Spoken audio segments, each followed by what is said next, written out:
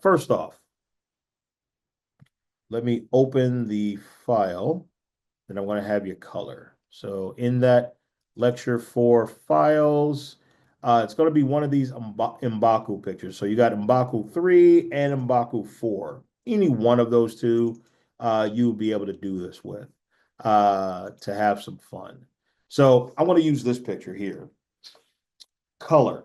I want to use color from the original, you know, production photo of Winston Duke here sitting as M'Baku from Black Panther. I want to use this picture to pull colors off of. So I'm going to show you how that process works using coolers.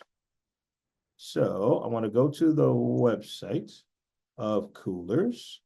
And when you get to the website here, there's this tools that you'll go to.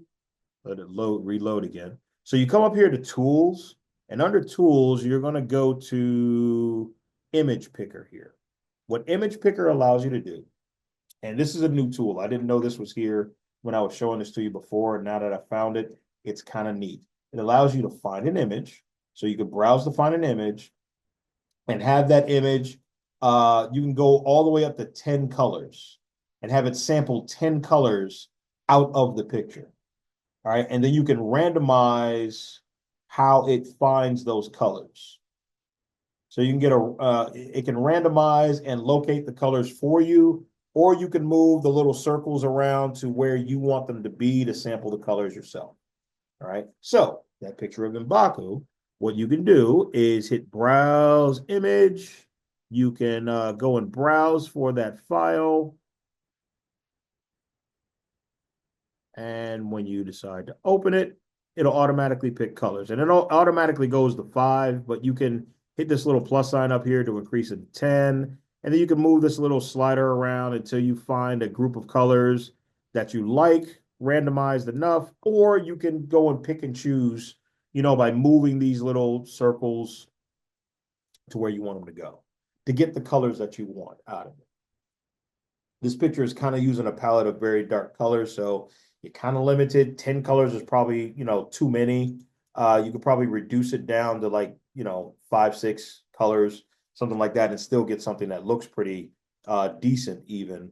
But in any case, what you do is once you get the randomness of colors set up for what you want, and let's say I'm going to pick, let's see, I'm going to use this one to grab that skin tone color there. I'm going to, this is going to grab the blue out here.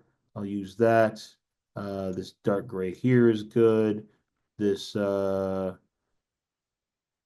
these two grays seem to be very similar. So I'm going to grab the color of this part on his gauntlet. And then I got this gray that's here on his cape that he has on. This is his outfit color. I think I'm pretty good. Let me add one more color because I want to get one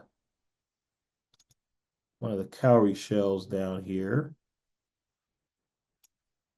Pick that color there. Now, when I finish with this, I would hit the export palette. It would give me the ability to save this file as an ASE file. Again, ASE stands for Adobe Swatch Exchange. It is the file type that you can import into Photoshop or Illustrator or InDesign and take these colors to use within the program. So that's what I did. So you could do that with almost any picture. So that way you can go through the process of doing what I'm about to do. Now, I'm going to show you the process of what you should do so that way you can protect your picture. So instead of coloring directly on the picture, you're going to color on different layers above the picture. So let me show you this process here. So first off, importing those colors. I'm going to go to Window and open up my swatches panel, wherever it is. In the swatches panel, I did this already, and I'm just going to delete this and run the process again so you could see it. I'm going to go to the palette options button. So that's the little 3 lines in the top right corner of the swatch panel. When I click on it there, I'm going to see import swatches here. And when I choose import swatches, it's going to let me import the swatches that are downloaded before. Date edit, find it easy. There it is, M'Baku. And it brings it in as its own folder. So now I have the colors here that I can use from what I grabbed before. So now I can use those colors in this project. And if I hold on to it, I can use it in a bunch of different projects. Because Photoshop, once you bring these colors in, that swatches, those color swatches are there from that day forward. So as many of them as you bring in, they're going to be sitting there. Now, the same concept that I just did here with the colors, I can do it with brushes too. So in my brushes panel, all right, I can do the same process with loading brushes. Does it say load or import? Import brushes. And if you go to the, in case you want to use this, if you go to our lecture folder, and I got to get to my lecture folder, lecture 4, inside of raster imaging, lectures, inside of lecture 4, and inside of that lecture 4 files, you're going to have 3 sets of brushes. Which one you decide you want to use is completely up to you. You can load them all, or you can load one at a time. One group. You got to load one at a time because it won't let you grab all of them, I don't think. Oh, wait a minute. It may let you grab them all. Because sometimes it won't let you do multiples at one time, but it looks like it's letting me grab all 3. So let's see. If that's the case, then it should let me load. Yes, it does it. Ha, this didn't happen before. And I kind of like it when I'm able to do so. This lets me load all 3 of these brush groups as these separate folders. The Spoon Graphics one's got a bunch of different brushes in it. And the free painter brushes just got another little subfolder that's got a bunch of brushes in it as well. These are just different brushes that you can pick from. They're made by, someone who created these. And they're just different types of brushes that you can paint with. So that way you can be as artistic as you want with just this little set of brushes. Don't go crazy with trying to find a whole bunch of brushes.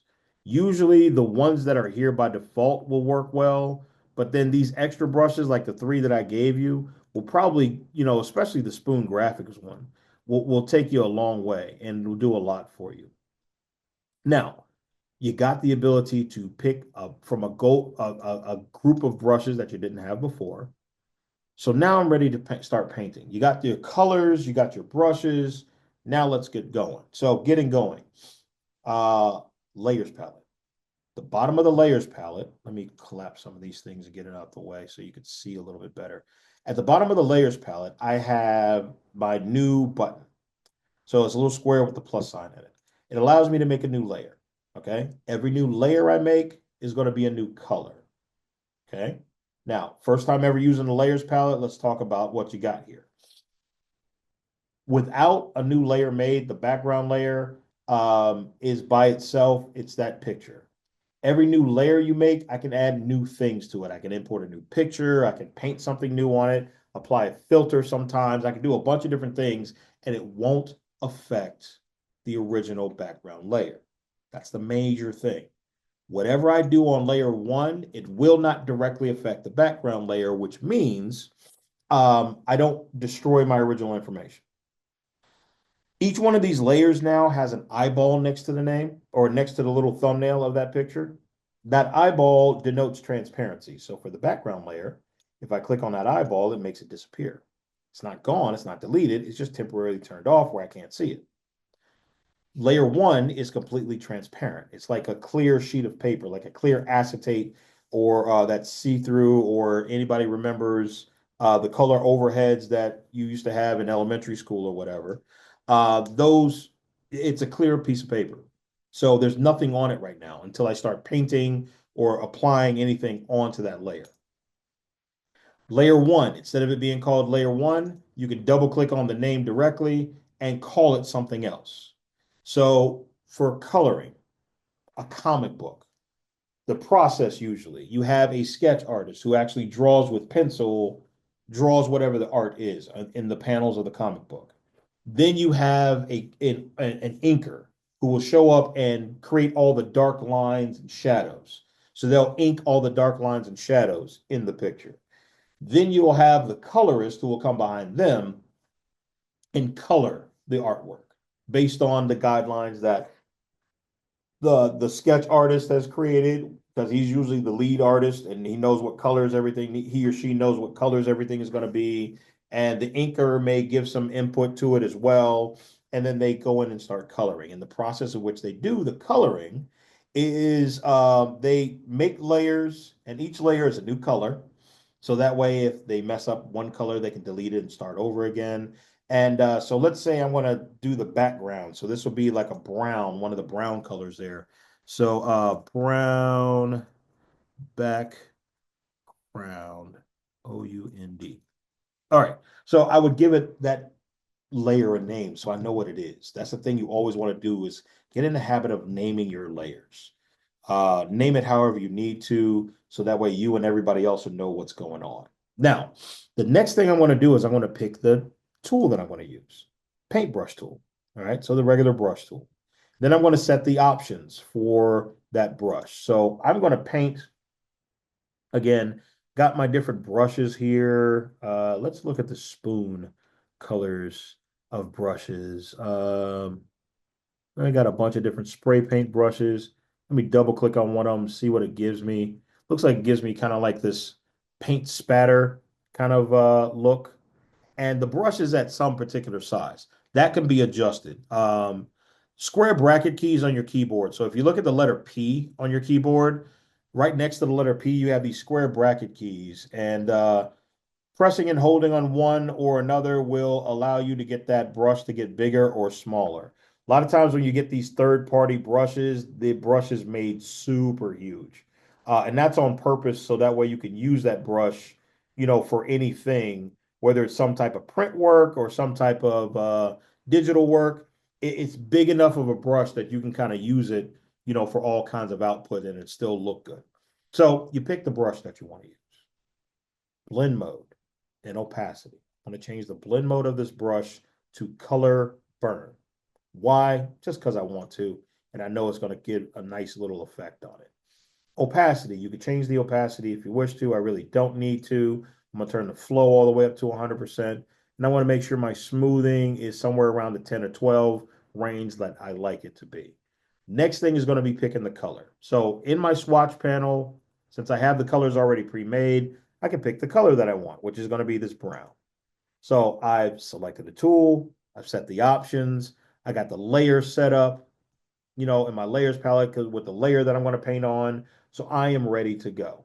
So when I start painting, I'm going to start over here and I'm going to start painting across. And oh my God, what is going on? I'm painting over top of my picture. This is looking terrible. I don't like this. This doesn't look right. What is going on? Is this bad? Have I done something wrong? No, you haven't. What's happening is this: because you're painting on a completely different layer, you're not affecting the picture that's underneath it. So this blend mode and opacity and all these other options that you're setting, it only works when you're applying it to something that's already there. Since there's nothing technically in this layer that I just painted into, nothing really happens. But if I change the blend mode of the layer, then I can see an effect. So what happens is this: you have your blend mode of your brush and opacity of your brush. But over here in your layers palette, if you look up, you'll see where it says normal. You also see opacity there. This is the blend mode of this layer. So I can paint with one blend mode and then pick a different blend mode for the layer itself. Now, the good thing about blend modes with the layer, if you change the blend mode on the layer, you actually see what's going to happen. So that way you can kind of cycle through the different blend modes and see what's going on. So that way you could see, oh, I like this effect better than another effect. So what's happening now is these different blend modes are taking the color that's of this layer and blending it with the color of the layer that's directly underneath, which is the background. The areas that are white that are stark white. Some of these blend modes, everything neutralizes, meaning that nothing happens. So with one blend mode, 50% gray going into white, nothing. 50% gray going into black, you get some result. Some others do the opposite. 50% gray going to white, you see something happening. 50% gray going to black, nothing happens. And then some is kind of a blend between the two where you get different looks and different effects. Is it good? Is it bad? That depends on what you're trying to get and what your overall results are going to be. Could be good, could be bad. It's really upon you. And I'm just showing you this as kind of as an optional result of things. Now, I've created this thing called a color wash. Basically, if I change the blend mode here to color, I get this type of look where it gets kind of a wash of that brown across everything. The darker colors, the darker colors are now a dark brown because it's colorized. The areas that are gray going into white are kind of a lighter brown color there. So it looks good. It's kind of cool. If I change the blend mode here to color burn instead, notice that in the background there, that was more of the gray.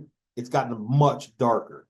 The areas that were more white, where M'Baku is sitting here, that almost hasn't been changed.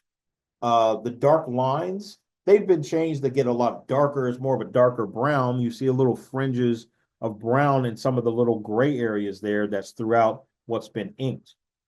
But it gives you that particular look and that particular effect, which is what I was aiming for anyway. So I kind of like that color burn, so I'll use that. So again, just reiterate, you can use the blend mode of the brush and the opacity of the brush to get a blended effect. But you can also go here to your layers palette and play with the blend mode and the opacity as well. They work in combination. So I have a color burn blend mode applied to a layer through the brush, and I got a color burn blend mode applied from that layer to the background layer, applied through the layer itself as well, along with an opacity. It gets kind of, well, I won't say confusing, but it can get daunting about when and where you apply the effect. My advice to you on that is pick and choose. You can't do it all. Sometimes you want to go in one route and it does not work. So you backtrack, try a different route, and then that route works. And it's not that you're doing it wrong, it's that you're doing it different than what you thought. And that's how you learn. You know, it's a trial and error kind of thing because there's no one way to get any of this done. There really isn't. It's just a matter of what you get. Let me show you another example of that. If I go to make another layer, because now I want to paint with a different brush, different blend mode, and I'm going to use, let's see, instead of the Spoon Graphics, let's go here to these painter brush tools. Let's see what that one looks like. Yeah, I kind of like that. Just let's reduce the size of it though by a lot and see if I paint with this, what this is going to look like on there. I want to go after his cape here. I want to make that kind of a darker gray in some spots and lighter gray in others. Let's see what happens with that. So I made a new layer, right? I picked a brush. I'm going to change the options here. So instead of color burn, let's let's go to color because I want to colorize it. Let's see what color will do as a blend mode on that layer. Let's change the opacity too. So instead of 100%, let's change this down to the 80s and see what happens. Let me go pick the color. So I go to my swatch panel and I have this kind of dark gray that I want to use right here. So I pick that color that I want to use. And let me still adjust the brush there and let me start painting. So because I changed the blend mode and the opacity of that brush in the brush panel there, in the brush options, I can still see the lettering, or not the lettering, but I can still see the coloring of the lines, the black lines there. And because I changed the blend mode and the opacity, if I'm painting over and over in the same spot, I'm getting this kind of patchiness going on. May not like that, so that means I have to paint all in one big stroke. So I have to carefully change the size of my brush by using the square bracket keys, paint over these areas kind of as one big stroke line. And I kind of got to be careful when I go around those areas that I don't want to paint over.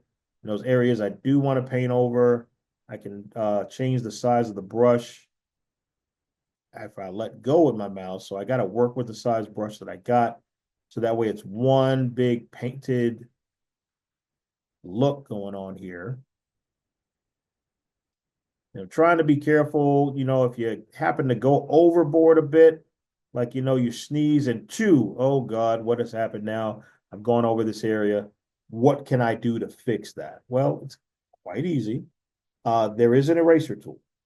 Okay, so remember the history brush tool I told you about? You could use that to go with the history panel, find that particular spot in history before I made this mistake and brush that back locally.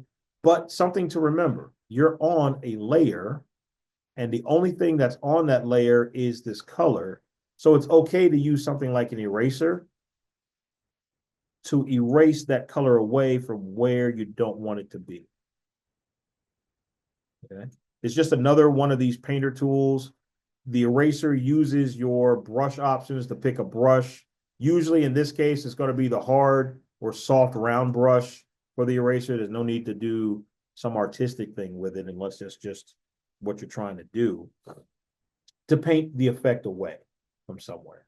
I'm still painting with the same color, so I'm using the same layer, and I'm painting some more, and I'm going to stop doing this in a little bit to paint here over this area. And it's using the same blend mode and opacity that I set for the brush before.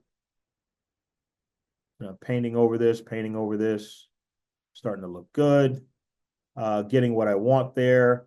And that's cool as of right now. I want to paint some more, but that's cool as of right now because I don't need to go any further because you'll get the same idea with different colors.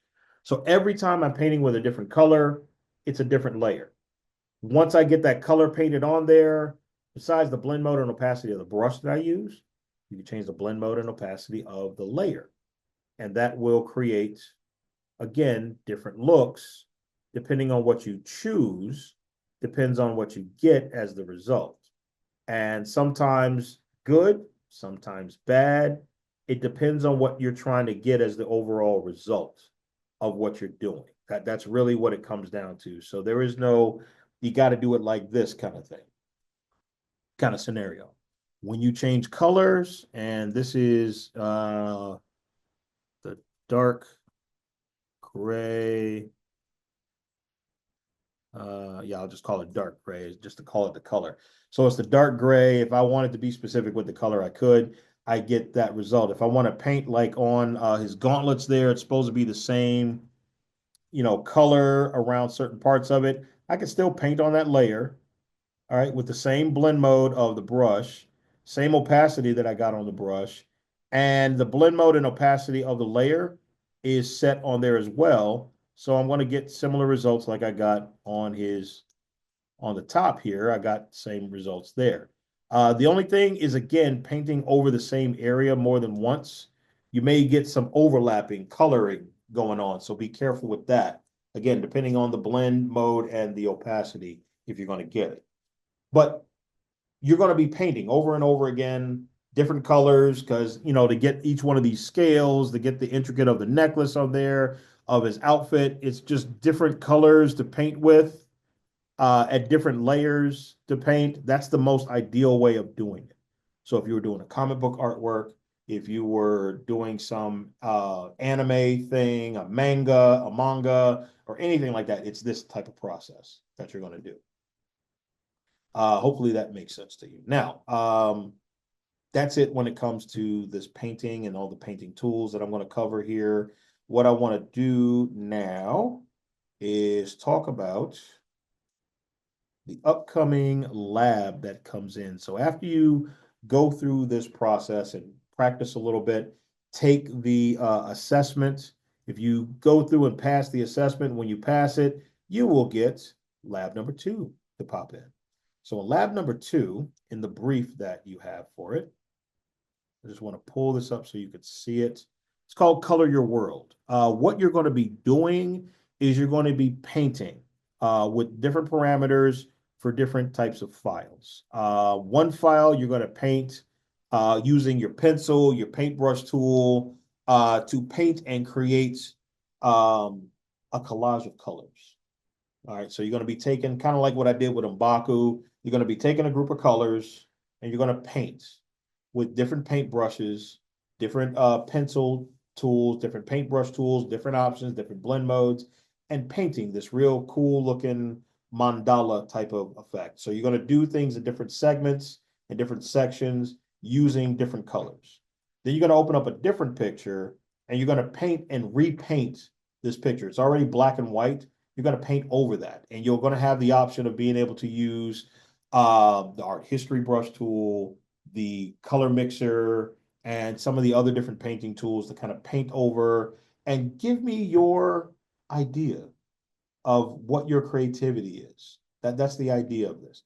And create something that can be highly creative and very cool. So one thing is going to be something similar to this, where you're going to paint over top of that. And the other thing is going to be similar to that picture I had with that young lady in that yellow outfit, where you're going to be painting over that photo and getting, some type of either practical painting effect or something kind of wild and crazy.